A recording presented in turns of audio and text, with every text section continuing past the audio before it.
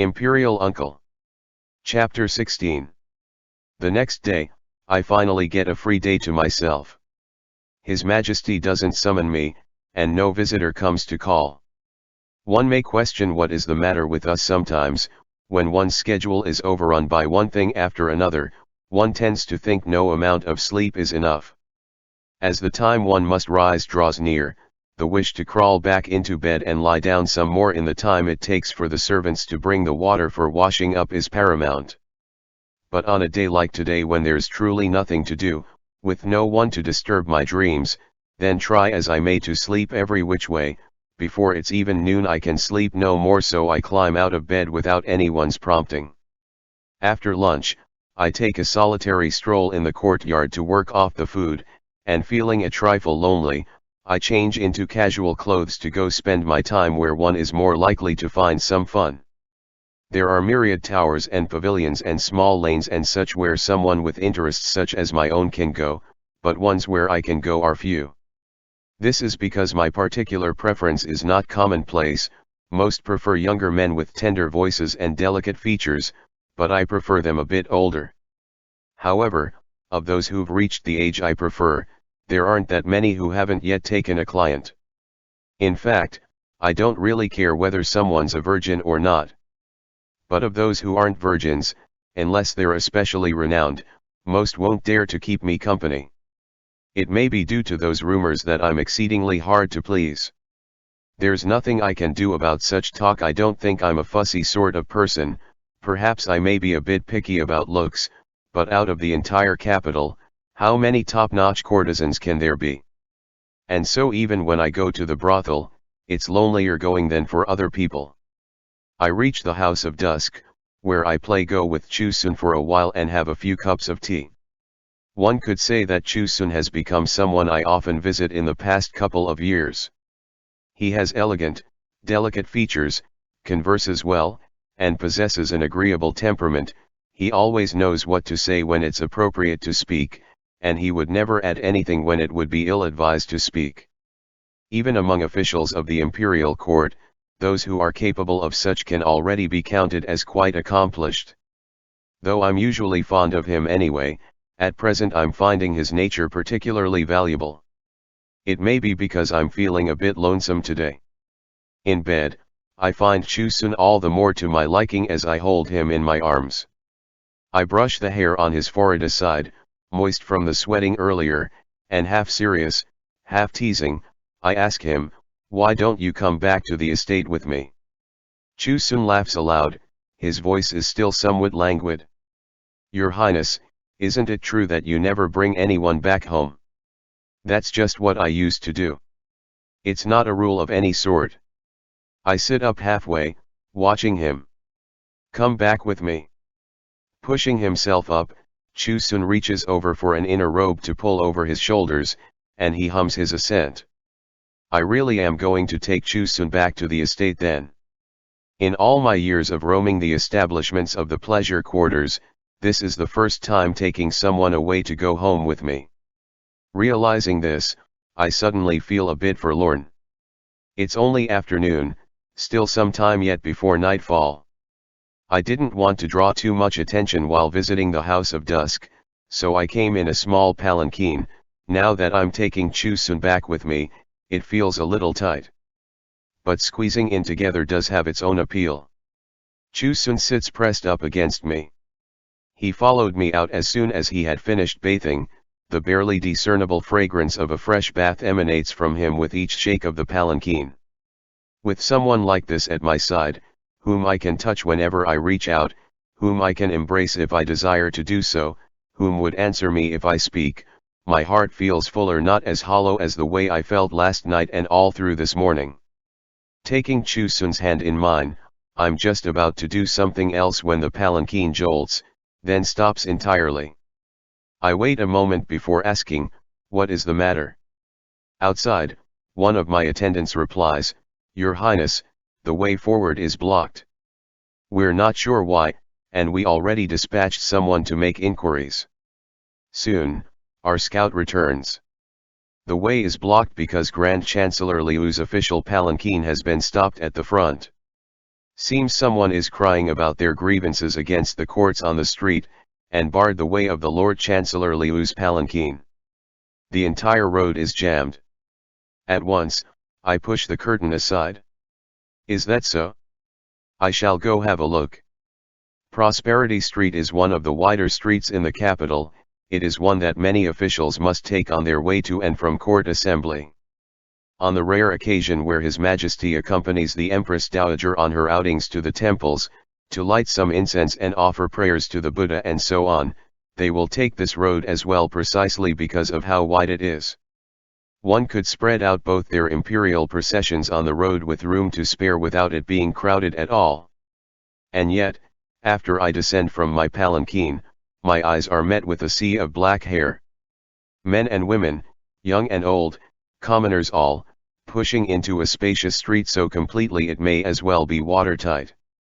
The cacophony of the crowd is intermingled with such shouts as "Please do not push" and "Please stay back from the Chancellor's palanquin" by the Chancellor Estate Guard, and rising above it all, one hears the clamour of mournful crying. That's probably the people making their complaint. I walk towards the crowd, and a few attendants of my estate call out ahead, "Make way for His Highness, Prince Hui." The din of the spectators lessens a great deal, and the crowd parts to reveal a path. I advance some more, and find Lu Tongyi standing before a palanquin. In the space right across and not far from him, a few people with messy hair, covered in dirt, and dressed in rags are crying their hearts out, relating their bitter tale of injustice. "Chancellor, counting up all 5 lives in my family, our grudge could fill an ocean. My father remains in prison still, his life hanging by a thread. Chancellor, please, you must appeal on my behalf. The Quanzhou County Magistrate has no regard for the lives of the people under his jurisdiction, the natural order forbids." The man heading this group crawls a few steps forward, raising a roll of something above his head. "Lord Chancellor, here is my written complaint, please accept it and appeal for my family." He's kowtowed so much already, blood is seeping from his forehead and flowing freely down the dirt-encrusted contours of his face. The roll of white cloth he's holding aloft is stained with blood. It's likely a letter written in blood. I find myself unable to refrain from butting in.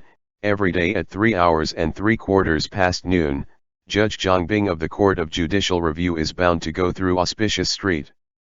Rather than making demands about your alleged injustice at Grand Chancellor Liu here, you're better off getting up right now and rushing over to Auspicious Street so you can stop Zhang Bing's palanquin. The man looks up, trembling. Lu Tongyi turns slightly towards me to bow. "Your Highness."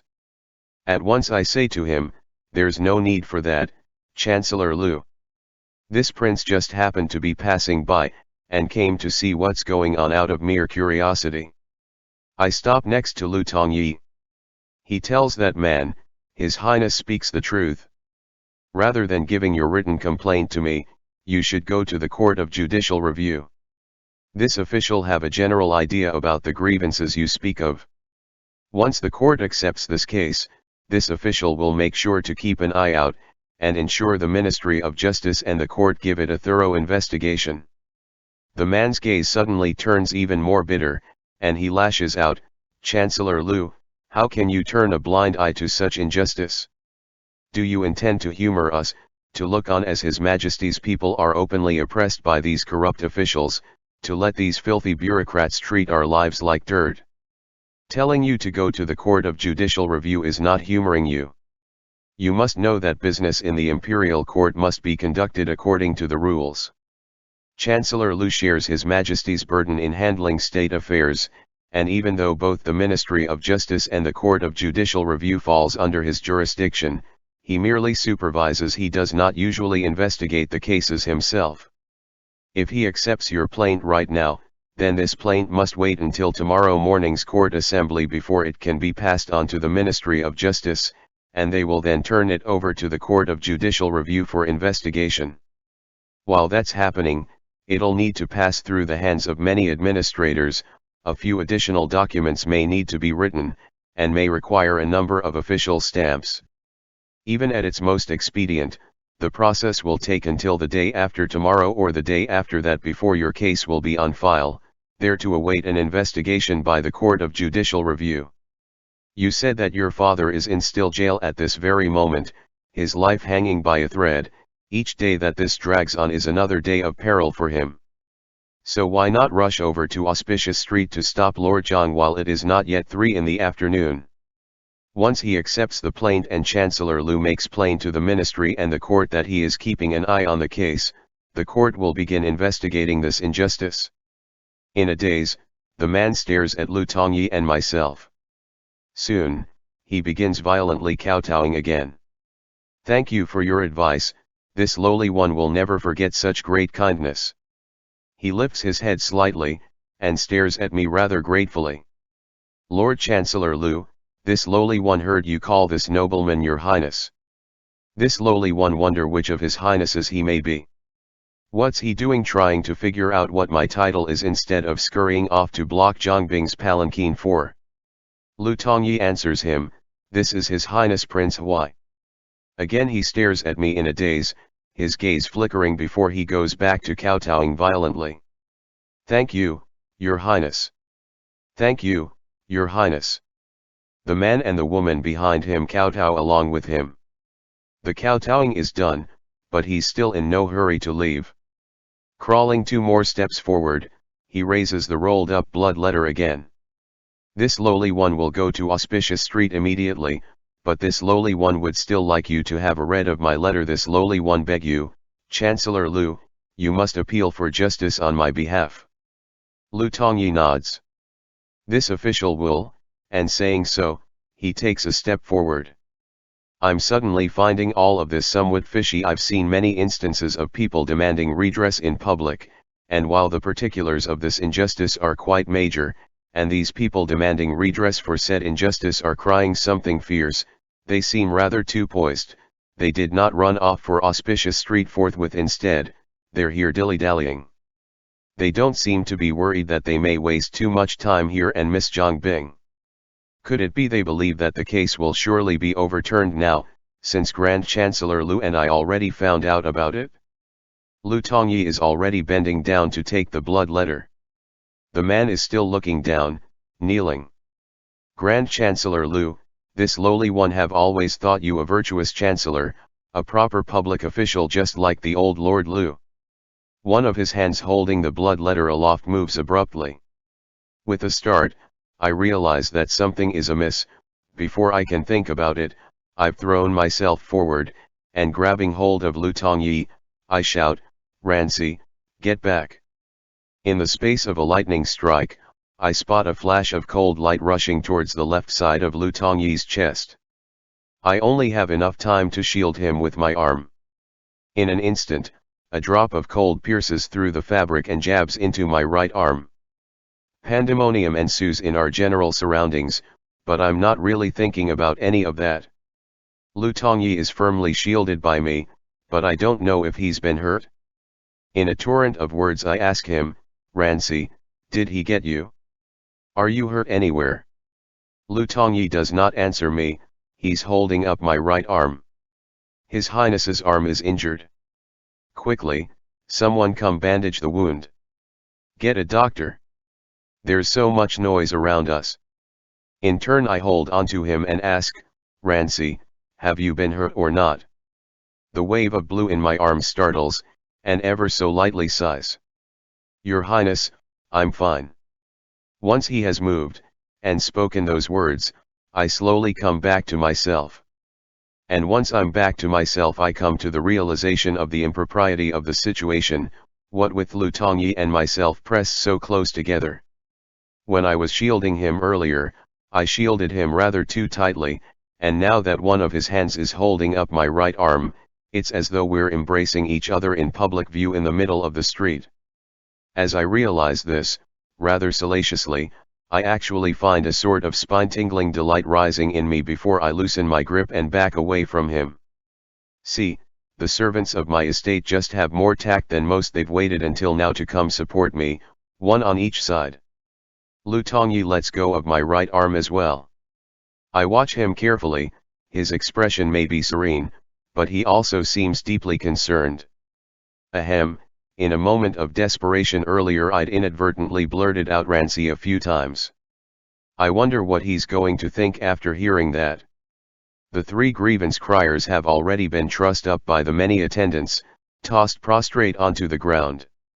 The man who is their leader howls as he struggles, "Lu Tongyi, to think you'd actually collude with a traitor like Prince Huai. You've inherited the Lu name for naught. You've dishonored your family's reputation for naught. Preposterous." I give him a look. It's not as though this prince take this road every single day. This prince was here today because I just happened to pass by. Are you saying that you somehow knew that would happen, and prepared a knife ahead of time? Brother assassin struggles some more, but he says no more. You don't need to keep up the act any longer. As for who incited you, and why you came to try to kill Grand Chancellor Lu, someone will of course be waiting to hear your tale in the hall of the Ministry of Justice. I lift my left arm at the guards. Take them away. One of my tactful servants supporting me speaks up at once.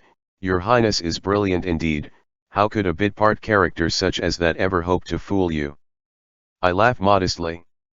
How can you flatter me like this in front of Chancellor Lu? It's embarrassing. Sighing softly, Lu Tongyi says to me, you best head back home and get a doctor to tend to your injuries, Your Highness. Don't stay here to joke around with this official anymore.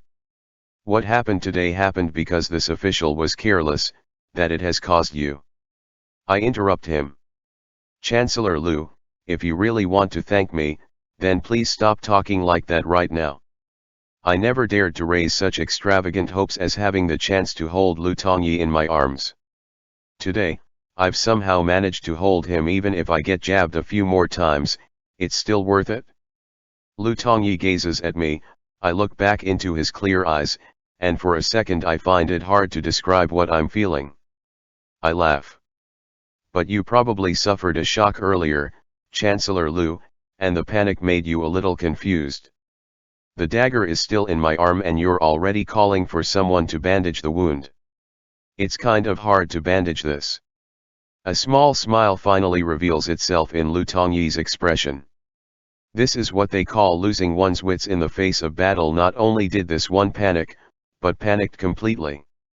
Some of my servants have already gone to get the imperial physician, leaving only the one supporting me to walk me back to my palanquin. Lu Tongyi and I are walking together, and as we near the palanquin, I tell him, Chancellor Lu, you should go home and get some rest. This prince will be fine. This dagger is short, it only went in a little. See, the forearm and hand can move just fine. Once this prince get home, have a doctor pull it out and add a poultice and some bandaging, it'll probably be entirely healed in 10 days. It's merely a flesh wound. Lu Tongyi is staring at my blood-soaked sleeve, and his brows furrow. Now you're the one being too polite, Your Highness. No matter what, I must go with you, Your Highness. There can be no more delays. Please hurry and board your palanquin. As I'm about to nod my assent, my attendant opens the curtain, and Lu Tongyi's gaze falls into its interior. I can do nothing as Lu Tongyi calmly averts his eyes. Awkwardly, I begin, Chancellor Lu. This one. Lu Tongyi raises his sleeves in a bow. But as it would be inappropriate for an outsider to be present while Your Highness is having your wound treated, this one had better do as you bid and go. Your Highness should hurry back home. I'm left with little choice but to nod stiffly. Then. This prince will be going ahead. Chancellor Lu, it would be good for you to return and get some rest as well. A fresh breeze lifts the curtain, revealing a small opening from which I look on as Lu Tongyi's palanquin takes another road, disappearing into the distance. This really is the first time I've taken anyone from such an establishment to my estate. In the path of a fresh breeze, I feel awfully forlorn. End chapter. Imperial Uncle. Chapter 17. The imperial physician arrives not long after I return to the estate. Furthermore, someone most taxing has come along with him. I'm not expecting him, nor that he would come visit without any warning at all. Reclining on a soft couch in the inner garden's pavilion, I've just managed to catch my breath, soothing my throat by drinking out of a cup Chusun was holding up for me, my arm overcome with piercing pain. Just then, out of the corner of my eye I spy all the servants by the door drop to their knees and a strip of bright yellow appear just outside the threshold. A subconscious quiver has me rolling off the couch, and I land in a groveling position, nearly spraining my back and knocking the tea in Chusun's hand onto the floor. This servant humbly greet your majesty. Bright yellow strides through the threshold. Imperial uncle, get up at once. You're injured so badly, what are you doing trying to follow all the rites for? I'm about to kowtow again to thank him for his favor when a hand lands on my shoulder, and I have no choice but to struggle my way back up. You're too kind to this lowly one. He looks toward me, his gaze deeply concerned, his hand remaining on my left shoulder. Imperial uncle, there's no need to stand on ceremony with me. Then he sweeps his attention most naturally to one side, to stare at the still prostrate Chusun. And this is. As I consider how best to introduce him, Chusun kowtows, already saying, this lowly one's name is Chusun, this lowly one humbly greet your majesty. A look of realization crosses Kichi's face. Oh, you may rise as well. He gives Chusun a once-over after he's risen. Young Sir Chusun of the House of Dusk. We have heard of you. Now we do see that you're no ordinary person. Thank you for the compliment, your majesty. Chusun bows. Kichi is smiling, but I'm the one he's looking at. Those you colliers really are each and every last above the fold, Imperial uncle. I may as well just lean on my seniority and the thick skin that comes with it to answer, you flatter me, your majesty. With a dagger still lodged in my flesh, the pain in my right arm is getting worse every moment. My emperor cousin nephew is finally realizing my weakness, and frowning, he turns to shout, where's Dr. Su? What is the hold up? Hurry and check on Imperial uncle's injuries at once. Cousin nephew, you're clearly the one holding them up. How could the doctor ever dare approach without your permission? How can you blame him? Dr. Su frightfully responds and trembles his way over, hugging a medicine chest. My emperor cousin nephew finally removes his hand from my shoulder, and something like 8 of Dr. Su's assistants swarm forward. They hold me down on a chair, and I look on helplessly as they arrange such items as jars, bottles, scissors, scalpels, bandages and trays on the table next to me. Dr. Su leans over, and squinting, he surveys my right arm for a long time. With a grim expression, he stares at the half of the dagger sticking straight out of my arm. Your Highness, we'll need to pull out this dagger in your arm. You don't say. Even an imbecile knows that you need to pull out the dagger. What, are we going to leave it in my flesh instead, so that it may sprout leaves in spring and flowers in summer so that by autumn it can bear a few catty of little daggers? And to think, this old man is supposed to be the head of the Imperial Academy of Medicine. I should be quite worried for the divine health of my imperial nephew the Emperor. Dr. Su's words are also hinting that he would like further instructions. But he's not asking for my instructions. Here in this place and this moment I'm hardly in line to have a say in the question of to pull or not to pull. Seated in the seat of honor, Kichi opens his imperial mouth. Well, then, Dr. Su, go ahead and pull it. Only once he receives this imperial edict does Dr. Su roll up his sleeves, ask 2 of his assistants to help him put on a bib, and assume an attitude of readiness to pull the dagger. Dr. Su raises a small pair of scissors, and gives me another warning. Your Highness, this servant is going to start pulling. It's not as though I have a choice. Then pull as you please. Dr. Su brandishes his scissors, but still he does not begin. Your Highness, when the dagger is being pulled it'll be rather painful. If you do something to distract yourself, such as talking to someone, it'll hurt less. Dr. Su, you need only worry about pulling the dagger. We will chat with Imperial Uncle. I must bear the pain and still squeeze out a smile. Thank you, Your Majesty. Dr. Su begins cutting my sleeve open. I continue, this servant is truly ashamed that such a trivial matter has disturbed Your Majesty. How can you call this trivial? Your having been hurt so badly makes this a serious incident. It's only right for us to come see you personally. Dried blood has pasted the fabric around the dagger onto me, glued onto my skin, and a scorching pain runs through me as it's being peeled away. Your Majesty, you exaggerate. It's a mere flesh wound. The cloth has probably all been stripped away. Dr. Su is pushing down on the flesh around the blade. He tells me with a smile on his face, no, Imperial Uncle, you're the one being too modest. You're a pillar of this dynasty. After spending half of today entertained, and leaving the brothel on your return to the estate with a beauty at your side, you bravely rescued Grand Chancellor Lu from a dagger's blade.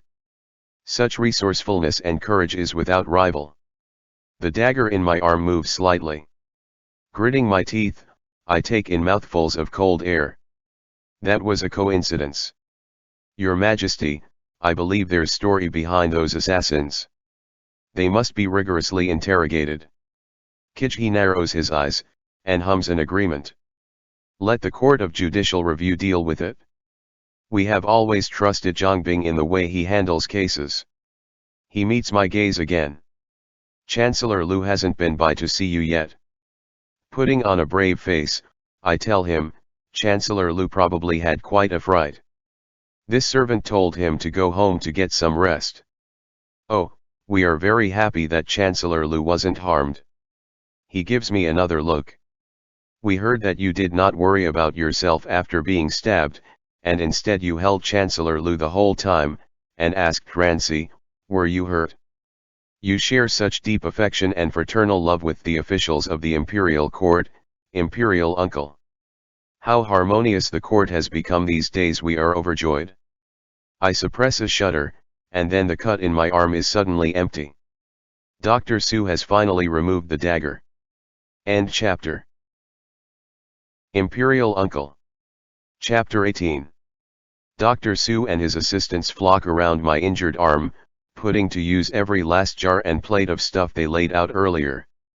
They apply pressure to stop the bleeding, clean the wound, and smearing it with this and that ointment and powder of all sorts, they wrap the whole business up in bandages. I let them fiddle around as they will, and keep thinking that the process reminds me of this dish called jiangnan beyond the Great Wall, one foreleg of mutton wrapped in lotus leaf, just the way my arm is wrapped now. When it's time to eat, unwrap the lotus leaf, sprinkle with salt and pepper, dip in sauce and vinegar. As he spins bandages around my arm, Dr. Su chastises me, Your Highness, you should keep your diet plain for the next few days. Abstain from spicy foods and any food that causes inflammation. I carefully memorize each instruction.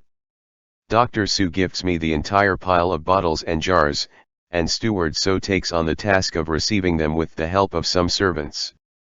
Then he starts writing me a prescription for something to take internally. The whole time, Chu Sun has been standing at my side without making a sound. Steward So is busy with a pile of bottles, so when Dr. Su hands over the prescription, Chu Sun is the one to take it from him. Dr. Su looks at him, then looks at me. Your Highness, please use your energy sparingly for the next little while. You must abstain from excessive exercise. I laugh. This prince have always preferred leisure. This prince will definitely follow your warnings to the letter. My emperor nephew laughs along with me then. Dr. Su, you're being too careful. Uncle has always kept himself within the bounds of propriety. Dr. Su cups his hands in apology. Beard trembling, he tells me, this servant spoke too much. Please forgive this lowly one, Your Highness. Hardly. So much of your time has been taken up today, this prince will be sure to come thank you personally some other time. Dr. Su bows out with his medical assistants. Steward So and Chu Sun also withdraw, taking the prescription and the medicine bottles with them. This servant somehow managed to cause Your Majesty to leave the palace today over such superficial injuries. Your imperial grace is boundless, this servant is moved to tears. But it's getting dark already and the hour rather late. Please return to the palace soon, your majesty. Kijhi moves to stand, and glances at my trussed-up arm. In the past 2 days, we have made you feel ashamed many times, and moved you to tears many times. Imperial Uncle, there's no need to pay so much attention to the courtly formalities when it's between you and us. You saved Grand Chancellor Lu today. We have taken note of it as a service you rendered. But there are some things that we must still remind you of. I bow. Kijhi takes a couple of steps, sighs, and continues quietly, officials of the 5th rank and above are forbidden to step foot in theaters featuring dancers, and the pleasure quarters. Now, we know that few officials abide by this rule, but you're in a position unlike that of other people. 100 officials below have their eyes on you. At the very least you shouldn't go so publicly. I just knew that what happened with Chu Sun today would come back to haunt me, so I have a reply right away. All these years this prince have violated the rules of the imperial court, indulging in establishments of ill repute, undermining the government's reputation. My crimes are unforgivable.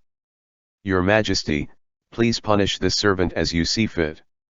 The reason why this prince kept erring though he know it to be an error is because, I laugh, sounding bitter. This prince merely wanted, even if it's only for a short while, to have someone I could speak to at my pillow, by my bedside. This prince while my days away, and haven't made the slightest contribution to the government. This prince often feel quite ashamed, indeed. Kijhi stands before me, his bright yellow hem not stirring in the slightest. Soon, I hear him sighing again. Imperial Uncle is Imperial Uncle, after all. Even when you're going to the brothel you make the going sound so patriotic, as though you're doing so for the state and citizenry. So you played, had your fun, embraced your plaything, brought him home even and still your belly is full of grievances, your heart is full of loneliness. What are we to do? My knees start to buckle. This servant never. But they haven't even managed to bend yet before Kijhi stops me, holding me by the shoulder. Imperial Uncle, we were only joking. There's still a furrow between his brows but a smile has appeared by his lips. He retrieves his hand, and says indolently, just by saving Chancellor Lu today, you proved that visiting the brothel was indeed for the state and the citizenry. However thick my skin, my cheeks still tremble at such a comment, and I simply decide to look down then without answering. Kijhi doesn't say any more, either. Only after a moment's silence do I speak again, Your Majesty, it really is getting dark. You should head back to the palace soon. Kijhi makes an agreeing I try to exercise restraint, but in the end I'm unable to restrain myself from saying, this servant have some words of advice he must give. Your Majesty, an emperor's mortal body is priceless, you should take better care of yourself, and treasure your health. The affairs of state wear on both mind and body, there's no need to pay so much attention to trivial things such as this prince getting hurt or whether things go awry in this prince's household. Kijhi laughs, interrupting me. We dare say you're annoyed that we have been meddling in your business, Imperial Uncle. What am I to do? That's why it's exhausting to be a traitor, and even more taxing to be a loyalist. You can give heartfelt advice in good faith, but there's no way to know how many layers of meaning may be read into your words, how many ulterior motives may be gleaned from them. So what else can I say but, that is not what this servant meant at all. This servant was sincerely trying to provide you with advice. Going by self-interest alone, this servant wish he can receive even more of your Majesty's favor, but going by consideration of you, this servant should not be so bold but speak candidly. You should take your safety more seriously on leaving the palace. For instance, you often come to this prince's estate with very few guards if this servant really was a traitor of a rebel faction with terrible motives. Kijhi stares at me, his gaze and his expression somewhat inscrutable. I steadily meet his gaze, my patriotism runneth over.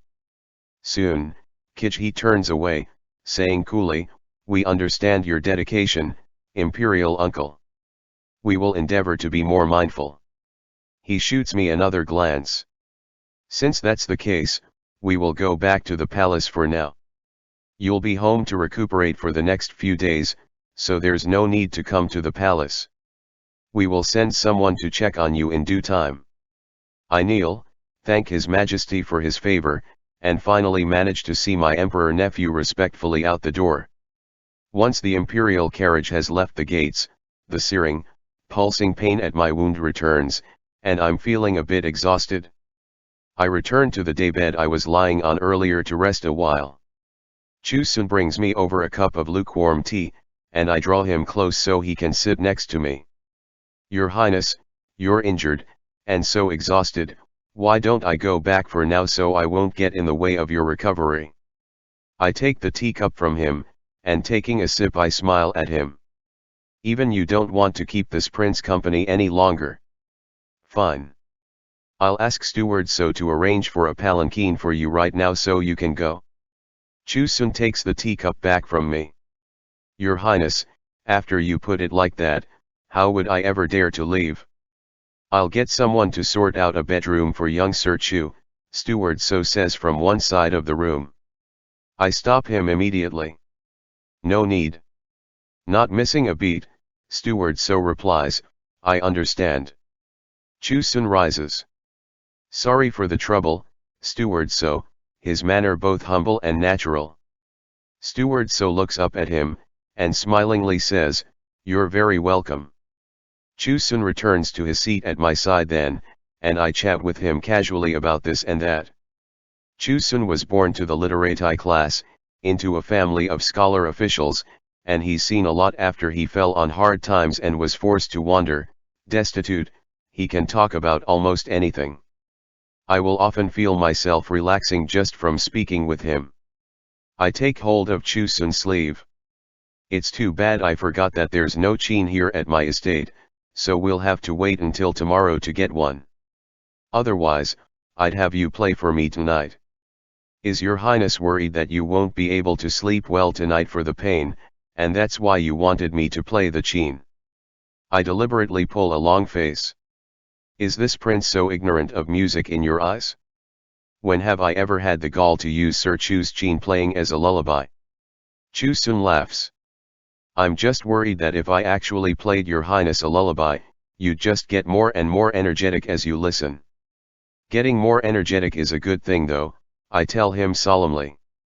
Dr. Su was just prodding this prince to nourish my energy. Chusun bursts out giggling. I seize him with my uninjured left arm and pull him into my embrace. It doesn't take long before dinner is ready, just the thing Dr. Su ordered, meager fare, a bowl of thin congee, 8 side dishes. I've just raised my congee bowl and Chusun has just picked up some cold-dressed fiddlehead greens for me with his chopsticks when a servant calls out from the door, Your Highness, Chancellor Lu and Chief Yun are here. Surprised, I hastily set down my bowl. Bring them in at once. Soon after, a stripe of lake blue and bright brocade appear side by side outside the door. I rise to meet them. Chancellor Lu. Chief Yun. Yun Yu is all smiles. Oh, looks like we came at a bad time, I smell food. Chancellor Lu, you and I have walked in on His Highness's dinner hour. But you came at just right time. The bowl may be raised but the chopsticks haven't been moved. If the two of you don't mind, we can eat together, but it's just some plain congee and pickled vegetables, hardly fit for entertaining guests such as yourselves. Yet Yun Yu laughs, shaking his head. Unfortunately, this official have already eaten. Seems like Chancellor Lu has had dinner too. This official heard that your Highness has been injured, so he came to visit, and happened to run into Chancellor Lu at your door. I watch Lu Tongyi, and I have no idea if it's because the dim evening light is too soft, or if the lamps are turned too low, but I find the way he looks at me now unlike the way he used to look at me before. He speaks, and his voice seeps into my heart like a warm evening breeze. How does your injury fare, Your Highness? Despite myself, my voice softens the way the evening colors have softened. It's nothing serious. The imperial physician says it'll be healed in a few days. Chancellor Lu, don't worry. At one side, Yun Yu speaks up, since your highness hasn't started eating yet, then this official should. As you've come to visit the wounded, it would hardly be hospitable of this prince to let you leave the moment you arrive. Come on, Chief Yun, Chancellor Lu, please take your seats at the table. I call for someone to bring tea. Yun Yu takes one sip, casually casts his glance around the room. This official here, your highness, has brought Chu Sun back home. At key moments such as these, it is a minor hobby of Chief Yun's to say exactly what he ought not. Coughing once, I admit, yes. Lu Tongyi is drinking his tea, looking fully ready to stay out of this conversation. Oh, well, where is he then? This official lost to him in our last game of Go, and it's been on his mind ever since. If he's here, then this official must borrow a quiet corner from you so he can play a game with him. He sets down his teacup and rises. Your Highness, Chancellor Lu, this official shall leave you two to it. That said, he turns the corner behind the screen, and asking steward So to lead the way, goes looking for Chu Sun. Which leaves only Lu Tongyi and I sitting across from one another. I suddenly feel a bit nervous. Lu Tongyi has never stepped foot inside my estate before, this is a wholly unprecedented occasion. I'm surprised to find myself feeling like a teenaged boy, not sure what I should do at all. But Lu Tongyi speaks first. When he speaks though, it's only to thank me again, only how grateful he is that I saved him, and how it weighs heavily on his conscience for this incident to have wounded me. It's nothing much. This prince just happened to pass by. Everything that happened today was a coincidence. Have the people who attempted to assassinate you already been taken to the prison at the Ministry of Justice? He nods, and I continue, this prince wonder what their story is. Have you offended anyone of late, Chancellor Lu? One can say that there is no one, but one can also say there are too many. It's hard to think of anyone at the moment.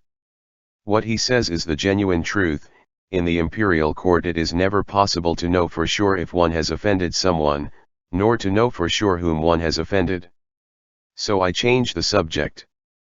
In any case, you should be more careful. Luckily these assassins were all amateurs, average at best in both strength and accuracy, and they didn't put anything like poison on the blade either. Otherwise, the way Lu Tongyi looks at me is growing remorseful again, and I hasten to add, of course, this prince is not saying all these things to you so that you feel as though you owe him. I stumble from that to the next. Chancellor Lu. This prince have unintentionally, in a moment of desperation, transgressed with his actions. This prince hope you'll forgive. Lu Tongyi stares at me, and does not reply. And so I continue, because of this prince's reputation, and certain predilections, my behavior today may tarnish your good name, so please, Chancellor Lu. Lu Tongyi's gaze does not waver from me. Your Highness, from what this official heard, you never take any of these lies and slander to heart, so why are you so reserved now? When you saved this servant this afternoon, you also said that everything you did was done in a moment of desperation without other motives. There's nothing there you need to hide. If you turn around and start apologizing to this official, then he really won't know what to do. Oh, Rancy, the crux of the matter is that when I was holding you, I did indeed have something to hide. I did indeed harbor certain thoughts of an indelicate nature. Lu Tongyi favors me with a faint smile. And besides, who could really be truly called pure in the bureaucracy? Clinging to such a thing as reputation is nothing more than a pointless exercise. That's what this prince have always thought as well. Chancellor Lu, you've taken the words out of my heart. I never expected for you to ever say these words to me though. His clear, penetrating eyes are fixed on me again, and I feel nearly transfixed by them in turn. I used to think your heart filled with matters of state, filled with matters of the people, and so when it comes to someone like this prince, if you were to speak with me, it would only be to lecture me. Lu Tongyi is smiling again. Your Highness always leaves this official with nothing to say. I hesitate, not quite sure what he meant by that, so instead I return the smile.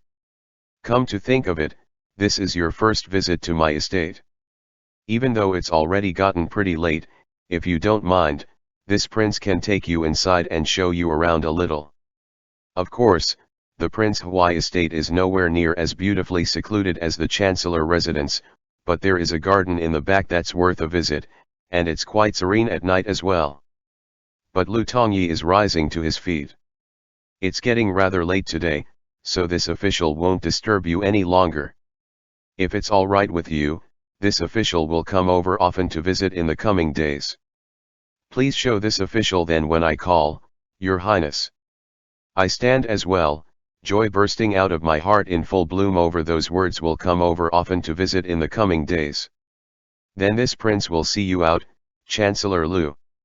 We reach the corridor, and Lu Tongyi says to me, here is far enough, Your Highness. Dinner is being delayed, the food is going to get cold. If it gets cold then I'll just have it heated up again. Let me walk you. And thinking that these words are not at all subtle, I add, after all, this is your first visit here.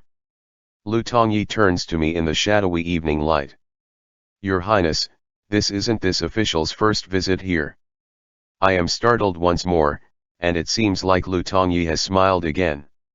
That one year, at the former Princess Consort Huai's birthday, this official also came along with his mother to offer congratulations. But we only stopped for a little while and didn't stay long enough to attend the birthday banquet. You were busy at the time, so maybe you didn't notice. Beneath watery moonlight, his eyes are so exceedingly pure and clear. I cannot help heaving a sigh. What a pity. Lu Tongyi's smile deepens. Yes, it was a pity. At the time, this official was going to ask you. This official wasn't able to find the unabridged version of Sword of White Jade. Do you have a copy here, Your Highness?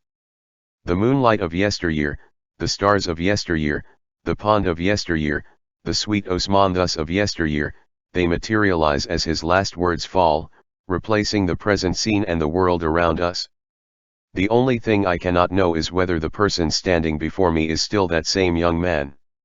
Once Lu Tongyi departs, I make my way back to the dining room. I don't know why, but suddenly, I feel as though everything about this moment is somewhat elusive. Everything is excessively wonderful, excessively coincidental, excessively smooth. None of it feels real. It is not until I make it to just outside the dining hall, and that someone stops me there, and tells me a certain thing, that I feel the rush of concrete reality. No one else is about. Yunyu gives my sleeve a flick, and smiling, he asks quietly, did you enjoy the present the servant prepared, Your Highness? The doubt that has been sitting there lodged in my heart all day is finally proven true. Of course. Of course. I can do nothing but sigh. Then even more quietly than he, I ask, Chief Yun, your so-called present was to stab me. End chapter.